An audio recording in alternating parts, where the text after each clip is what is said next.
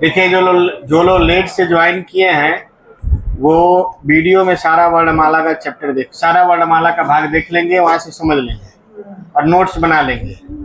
ज़्यादा बड़ा नहीं है, 15-15, 20-20 मिनट का है। बच्चे बंद करिए आप लोग, और बंद करिए मैथ, किसी का मैथ नहीं दिखे। हिंदी निकालिए, बोलिए। चलिए सब लोग बताइए। बात नहीं, प्रयत्न के आधार पर व्यंजन के कितने प्रकार होते हैं? प्रयत्न के आधार पर कोई बताएंगे? और ये पूछा भी है पेपर में, हम आपको लिखवा रहे हैं प्रयत्न के आधार पर व्यंजन के प्रकार। पहला लिखिए स्पर्श व्यंजन।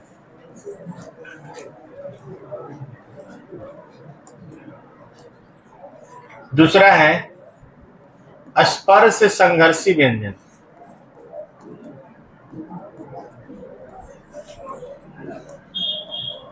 और तीसरा है संघर्षी व्यंजन।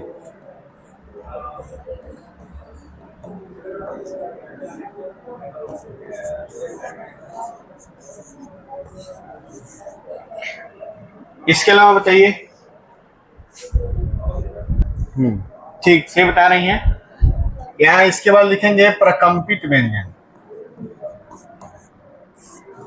और सब पेपर में आता है। दूसरा है पार्श्विक व्यंजन।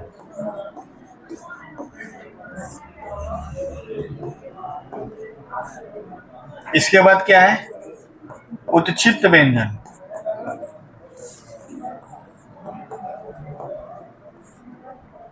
इसके अलावा भी है। इसके अलावा जो है आपका क्या है? आर्ष।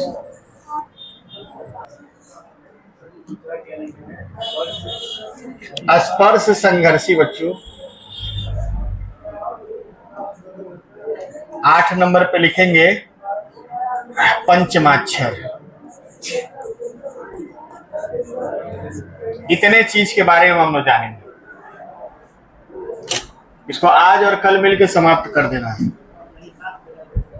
8 प्रकार के होते हैं। लिखिए तब बारी बारी से इसको हम बताएं। लिखिए। अब यहाँ समझिए आप लोग, एक चीज जो कंफ्यूजिंग चीज है कि जब हम लोग सामान्य आधार पे पढ़ रहे थे, वहां भी हम लोग पढ़े थे क्या? स्पर्श में। और यहाँ भी हम लोग पढ़ेंगे स्पर्श में, लेकिन दोनों में अंतर है। दोनों में क्या है? अंतर है। देखिए, वहां जब था सामान्य आधार पर जब था स्पर्श व्यंजन, तो स्पर्श व्यंजन की संख्या कितनी थी? 25 थी ना? कहां से था?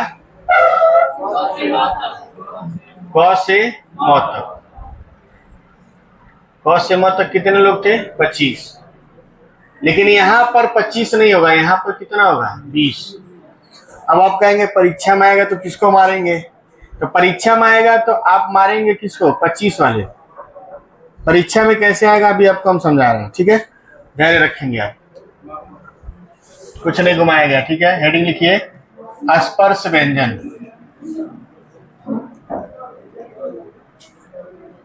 परीक्षा में पेपर में कैसे आएगा इसको समझ लीजिए। अगर आपसे पूछे स्पर्श व्यंजन की संख्या, तो आप मारेंगे इसका उत्तर कितना? 25। अरे सुनिए ना, अगर आपसे कहे कि प्रयत्न के आधार पर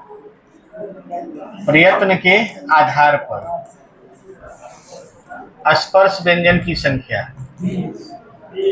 प्रयत्न के आधार पर स्पर्श व्यंजन की संख्या, तब आप इसको मारेंगे कितना? 20। ऐसे समझ में क्लियर हुआ कि नहीं हुआ? तो ऐसे पूछे स्पर्श व्यंजन की संख्या तो आप क्या बोलेंगे? 25। अब प्रयत्न के आधार पर स्पर्श व्यंजन की संख्या 20। 99% चांस है कि 25 वाला आता है। सिर्फ बड़े एग्जाम में आप जाएंगे तो वहां डिस्टर्ब करने के लिए प्रयत्न के आधार पर डाल देगा, लड़के 25 मार के चले आएंगे।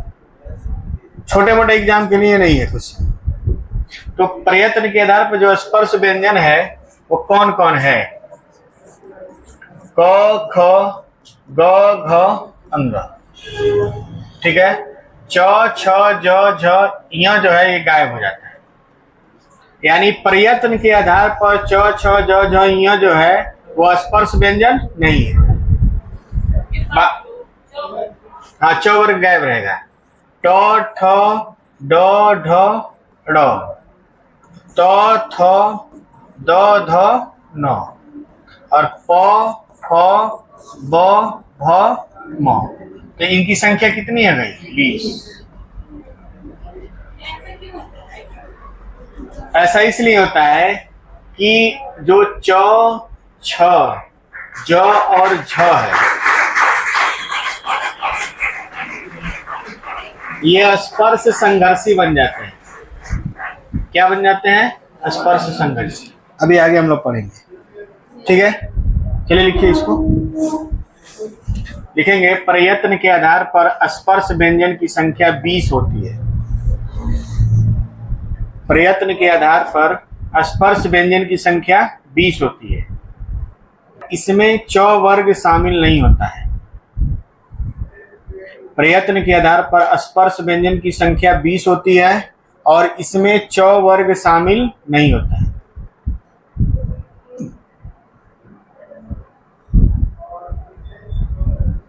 इसमें च वर्ग शामिल नहीं होता है। अब एग्जाम्पल उतारिए आप लोग, और जो राइट साइड में लिखे हैं उसको भी लिख लीजिए।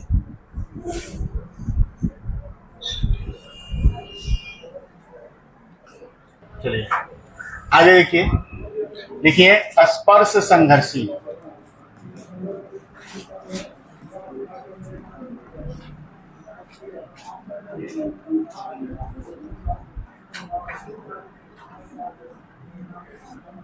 स्पर्श संघर्षी देखिए, ऐसे स्पर्श व्यंजन जिनके उच्चारण में अंदर से आने वाली वायु श्वास के साथ क्या करे? संघर्ष करे, उसको हम लोग क्या बोलेंगे? स्पर्श संघर्ष। स्पर्श तो है ये, साथ में क्या हो गया? संघर्ष। हम यहाँ बोर्ड पे लिख रहे हैं, लिखिए सब लोग। ऐसे स्पर्श व्यंजन, ऐसे स्पर्श व्यंजन जिनके उच्चारण के समय, जिनके उच्चारण के समय मुख के अंदर से आने वाली वायु श्वास के साथ, श्वास के साथ संघर्ष करे। संघर्ष माने रगड़ करे, स्पर्श संघर्षी व्यंजन होता है।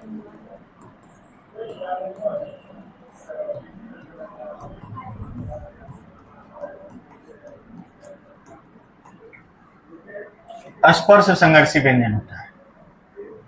और इसमें आता है आपका च आता है, छ आता है, ज आता है और झ आता है। यहां पर य नहीं आता है। ठीक है, क्योंकि य के उच्चारण में थोड़ा नाक का इस्तेमाल होने लगता है, इसलिए उसको हटा दिया जाता है कैटेगरी से। बात समझ में आ रहा है कि नहीं आ रहा है? अभी कई लोग पूछते हैं कि य क्यों नहीं लिया जाता, तो य इसलिए नहीं आता है कि य के उच्चारण में नाक का भी प्रयोग होता है, इसलिए उसको किनारे कर दिया गया है। नहीं है कि य को किसी में नहीं, च वर्ग को सीधे हटा दिया गया है, वहां बी से ही रहेगा। ये हमारे पुराने गुरु लोग के ऐसा का मान्यता है।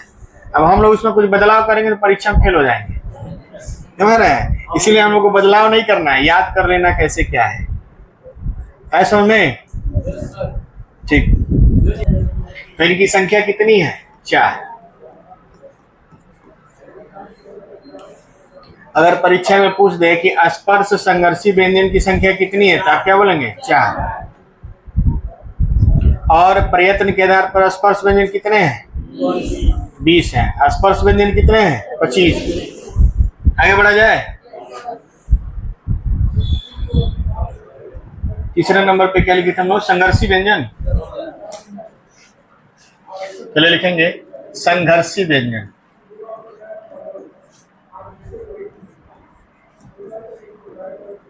संघर्षी व्यंजन लिखेंगे। हम लोग जब सामान्य आधार पढ़ रहे थे तो हम लोग पढ़े थे उष्म व्यंजन, पढ़े थे ना उष्म व्यंजन। और उष्म व्यंजन में हम लोग क्या पढ़े थे? स और तो वही होता है संघर्षी। वहां उष्म है और यहाँ क्या है? संघर्षी। वहां बोला गया है कि श्वास के साथ रगड़ करके हवा गर्म हो जाती है, और यहाँ पे श्वास के साथ हवा जो क्या करती है? संघर्ष करती है या रगड़ करती है। तो बात तो एक ही हुआ। वहां सामान्य आधार पे उष्म है और यहाँ प्रयत्न के आधार पे क्या है? संघर्ष। तो लिखेंगे ऐसे व्यंजन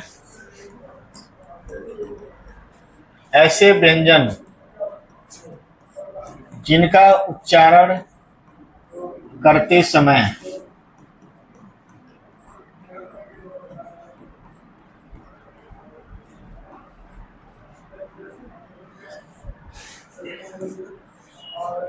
मुख के या रगड़ करे।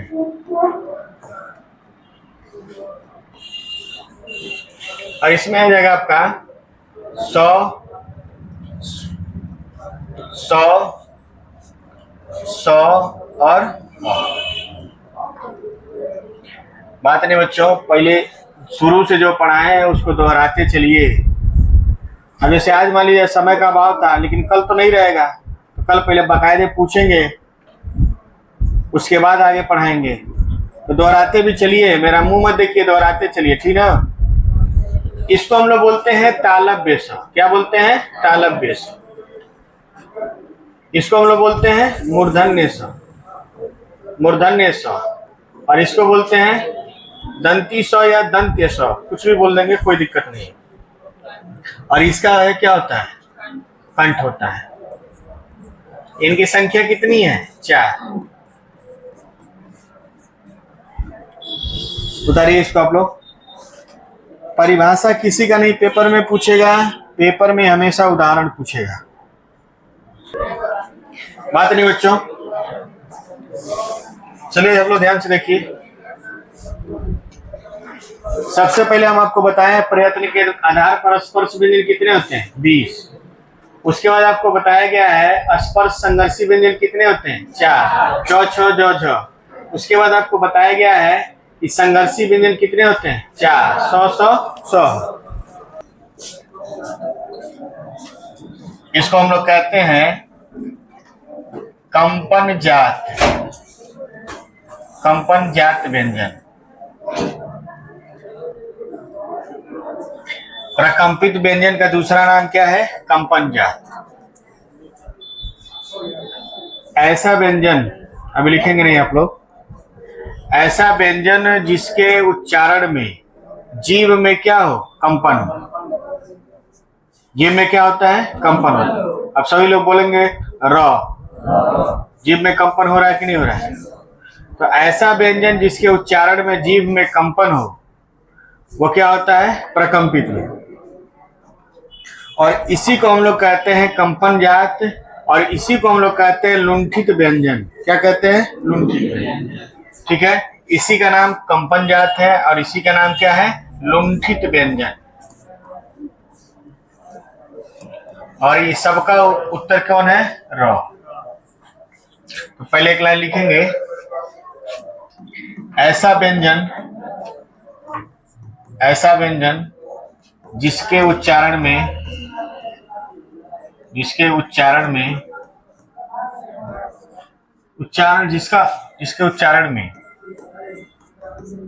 जीभ में कंपन हो।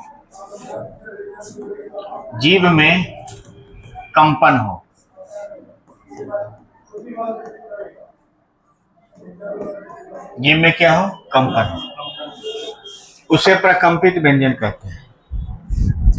जीभ में कंपन हो तो क्या कहते हैं, प्रकंपित व्यंजन। और कंपन होने के कारण इसको कंपनजात व्यंजन कहते हैं। कंपन जात। उदाहरण पहले लिख लीजिए, फिर हम लिखवाते हैं सब बारी बारी से। हो गया। उदाहरण में कौन होगा, र। प्रकंपित व्यंजन एक ही है और उसका नाम क्या है, र। ठीक, अब लिखेंगे एक नोट करके, कंपन होने के कारण, कंपन होने के कारण इसे कंपनजात व्यंजन भी कहते हैं। कंपन होने के कारण इसे कंपनजात व्यंजन भी कहते हैं। लिख लिया आप लोग, लिखेंगे एक नोट और लिखिए, र का उच्चारण करते समय, ऐसे देखिए आप लोग ध्यान से देखिए सब, जब भी आप र बोलते हो तो ऐसे जीभ लुढ़कता है, र लुढ़कता है कि नहीं होता है, कंपन करने के बाद जीभ क्या होता है, लुढ़क जाता है। तो जीभ के लुढ़कने के कारण इसका नाम क्या है, लुंठित व्यंजन। लिखेंगे, जब र का उच्चारण किया जाता है तो जीभ कंपन करने के साथ ही लुढ़कती है। जब र का उच्चारण किया जाता है तो जीभ कंपन करने के साथ ही लुढ़कती है। जीभ कंपन करने के साथ ही लुढ़कती है। अतः इसे लुंठित व्यंजन भी कहते हैं। अतः इसे लुंठित व्यंजन भी कहते हैं। चलिए लिखेंगे, तो इसका कितना नाम है, 3 नाम, एक प्रकंपित, एक कंपनजात और एक लुंठित। तो फेमस कौन है, फेमस है प्रकंपित और लुंठित। कभी कभी कंपनजात, आज तक कंपनजात पूछा नहीं गया है, लेकिन लुंठित और प्रकंपित पूछा गया है। चलिए दूसरा लिखेंगे,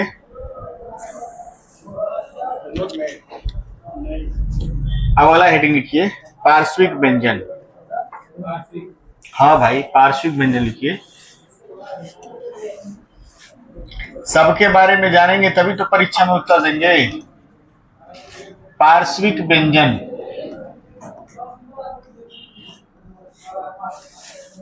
पार्श्विक व्यंजन क्या होता है,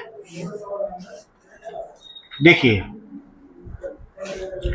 पार्श्व का मतलब होता है बगल, अगल बगल। पार्श्व का मतलब अगल बगल।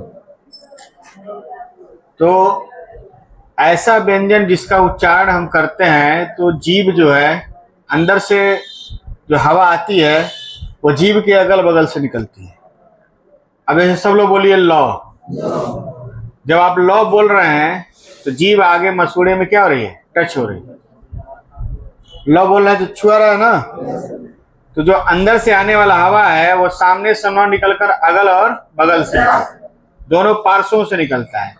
तो पार्श्वों से हवा निकलने के कारण इसका नाम क्या है, पार्श्विक। ऐसा में तो लिखिए, लौ का उच्चारण करते समय जीभ मसूड़े को स्पर्श करती है। जीभ मसूड़े को स्पर्श करती है। जीभ मसूड़े को क्या करती है, स्पर्श करती है।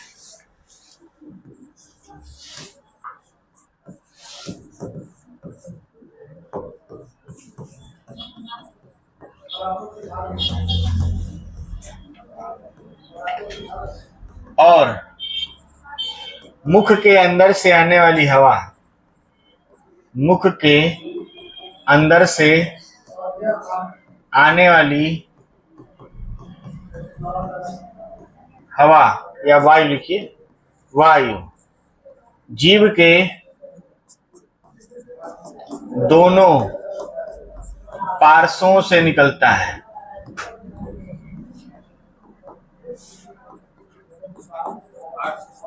पार्श्व ने अगल बगल, दोनों पार्श्वों से, पार्श्व ये पार्श्व होगा, आ का मात्रा है, दोनों पार्श्वों से बाहर निकलता है। दोनों पार्श्वों से बाहर निकलता है, इसलिए इसे पार्श्विक व्यंजन कहते हैं। अब इतना छोटा छोटा डिस्क्रिप्शन आपके बचपन के गुरुजी लोग तो दिए नहीं होंगे। चलो लिखिए, बात नहीं। इसका उदाहरण कौन होगा? लौ। इस एक ही संख्या है। और क्या लिखा है हम लोग को? प्रकंपित पार्श्विक के बाद क्या लिखा है?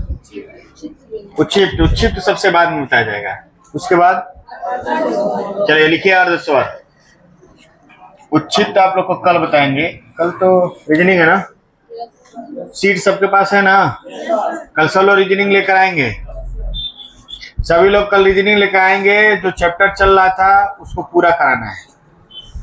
और कल जो पढ़ाएंगे बड़ा इंपॉर्टेंट चीज है, तो लेकर सीट सब लोग लाएंगे। जिनके पास सीट नहीं होगा हमसे ले लेंगे।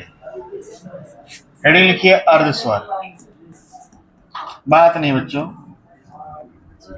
अर्धस्वर क्या कौन कौन है? देखिए, य है और वो है, इसको हम लोग क्या कहते हैं? अर्धस्वर।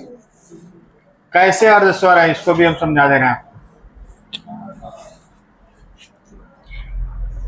देखिए, आप लोग जब पढ़ेंगे ई का बन जाता है य और उ का बन जाता है व। ई य में बदल जाता है और उ किस में बदल जाता है? व। कैसे बदलता है हम आपको ये भी समझा दे रहे हैं। देखिए, जैसे मान लिखे हैं प्रति धन एक, क्या देखिए प्र त ई और ए क, ऐसे हम तोड़ के लिखे हैं। आगे आपको इसको वर्ण विन्यास कहते हैं। क्या कहते हैं? वर्ण विन्यास। एक एक अक्षरों को तोड़ कर लिखना वर्ण विन्यास होता है। आपको पढ़ाया जाएगा वर्णमाला में लास्ट में। क के बाद अ आएगा, लेकिन हम नहीं लिखे हैं जानबूझ के। हमको जहां जोड़ना है बस वहीं लिखे हैं। बस हमको जोड़ना है यहाँ पर और यहाँ पे, इसलिए उन्हीं को ज्यादा बढ़िया से तोड़े हैं। तो ई बदलेगा य में और एड़ी वाले ए का क्या लगेगा? मात्रा लगेगा। और ये आ जाएगा प्र आधा तो, और ये आ जाएगा क। क्या बन गया? प्रत्यय। तो ये यड़ संधि है। कौन सी संधि है? यड़ संधि। ई का य में बदल जाना और उ का व में बदल जाना। जैसे मान लीजिए सुधन आदत, तो यहां देखिए आधा सौ लेते हैं और उ का उ ले लेते हैं, आ ले लेते हैं और गत। अब उ बदलेगा किसमें? व में, और आ का लगेगा मात्रा, और आधा सौ इसके आगे आ जाएगा और ये बन जाएगा स्वागत। तो उ बदल गया व में, ई बदल गया य में। यड़ संधि है। कौन सा संधि है? यड़ संधि। स्वर संधि में यड़ संधि आपको पढ़ाया जाएगा। तो य का निर्माण ई से और व का निर्माण उ से। ये बताइए, रियल में ई जो है वो क्या है? स्वर है। अब इससे य बना है व्यंजन और उ जो है स्वर है, और इससे व बना है व्यंजन। तो बना तो स्वर से ही ना है। तो स्वर से बना है तो उस व्यंजन में स्वर का लक्षण आएगा कि नहीं आएगा? तो आधा वो क्या है? स्वर है, और आधा क्या है? व्यंजन। तो अर्ध व्यंजन नहीं कहा जाता, उसको क्या कहा जाता है? अर्ध स्वर। यानी जिसके अंदर व्यंजन तो है लेकिन उसके अंदर स्वर का भी लक्षण है। समझ में आ रहा है कि नहीं सबको? तो लिखेंगे ऐसे व्यंजन, ऐसे व्यंजन, ऐसे व्यंजन वर्ण जिनमें स्वर का भी लक्षण हो, स्वर का भी लक्षण हो, अर्ध स्वर कहलाते हैं। ऐसे व्यंजन वर्ण जिनमें स्वर का भी लक्षण हो, अर्ध स्वर कहलाते हैं। नोट्स को दोहराइए और बार बार राजपाल सिंह का बुक लगाइए हिंदी का। कितने लोग ऐसे जिनके पास हिंदी का बुक नहीं है? खरीद वरीद लें, लगाना शुरू कर दे। चेक करेंगे तो मरबो करेंगे, बता दे रहे हैं। किसी को बढ़िया से पीट देंगे, पूरा क्लास सही हो जाएगा। पुराने लोग से पूछ लीजिएगा कितना हड़का के रखते थे उन लोग को, तब जाके उन लोग का नौकरी लगा है। समझ रहे कि नहीं समझ रहे? जो उतारना है इसमें उतार लीजिए। ये सब उतारने की कोई जरूरत नहीं है। इसको हटा देना, ये बस आपको समझानी है, संधि विच्छेद में उतरेगा ये सब। तो ये कौन होगा, य और व, इनकी संख्या कितनी है, 2।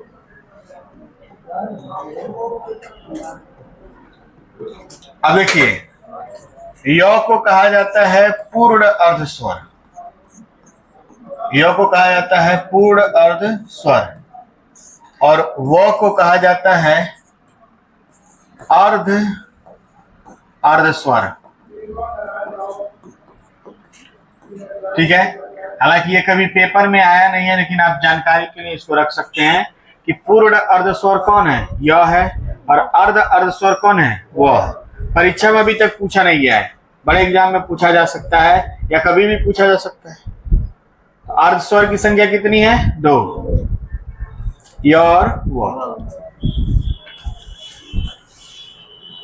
छोड़ रहे इतने पे आप लोग को पंचमाक्षर और उत्क्षिप्त कल नहीं, सोमवार को हम लोग पढ़ेंगे। ठीक है, कल आप लोग रीजनिंग और मैथ लेकर आएंगे, मैथ के साथ रीजनिंग।